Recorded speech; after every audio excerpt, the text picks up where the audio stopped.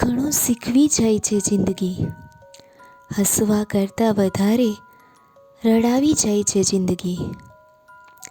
જીવી શકાય એટલું જીવી લ્યો, કેમ કે ઘણું બધું બાકી રહી જાય છે ને પૂરી થઈ જાય છે જિંદગી. સારા માણસની હાલત મીઠા લીમડા જેવી હોય છે. કોઈ પણ શાક કે દાળ બનાવતી વખતે સૌથી પહેલાં તેને જ નાખવામાં આવે છે અને એ જ દાળ કે શાક ખાતી વખતે એને જ સૌથી પહેલાં બહાર કાઢવામાં આવે છે. સમયની પાસે એટલો સમય નથી કે સમય તમને બીજી વાર સમય આપી શકે.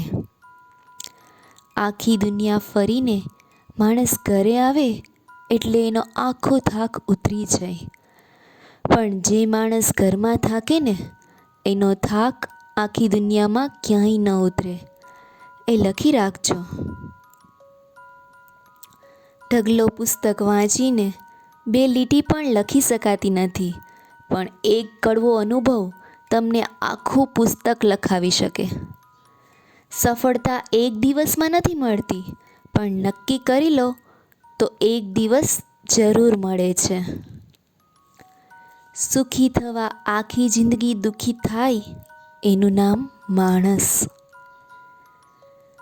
જગતમાં 2 છોડ એવા છે જે કોઈ દી કરમાતા નથી અને એક વખત કરમાય પછી લાખ કોશિશ કરો તોય પાછા ખીલતા નથી. ઊંચા ઉડવા માટે પાંખોની જરૂર તો પક્ષીને હોય છે. ઊંચા ઉડવા માટે પાંખોની જરૂર તો પક્ષીને પડે છે.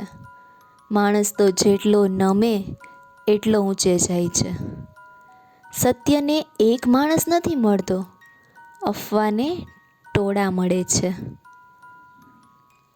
તમારી પ્રતિષ્ઠાની બરોબર સંભાળ રાખો, કેમ કે તમારા કરતાં વધારે લાંબુ એ જીવવાની છે.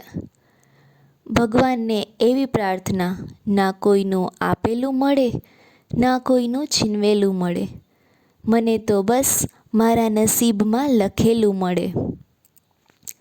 ના મળે તો પણ કોઈ ગમ નથી, મને તો બસ મારી કરેલી મહેનતનું ફળ મળે.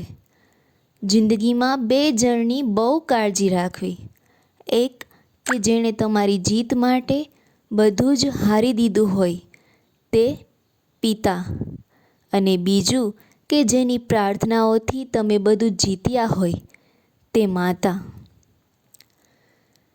કોઈ સારી વ્યક્તિથી કોઈ ભૂલ થાય ને તો સહન કરી લેતા શીખજો, કારણ કે મોતી જો કચરામાં પડી જાય ને તો પણ એ કિંમતી જ રહે છે. અને છેલ્લે એટલું જ કહેવાનું કે સુવિચારોની સામાજિક અસર એટલા માટે દેખાતી નથી કે જ્યાં પણ એ લખાયા હોય છે ત્યાં વાંચનાર એમ જ માને છે કે એ બીજાના માટે લખાયા છે.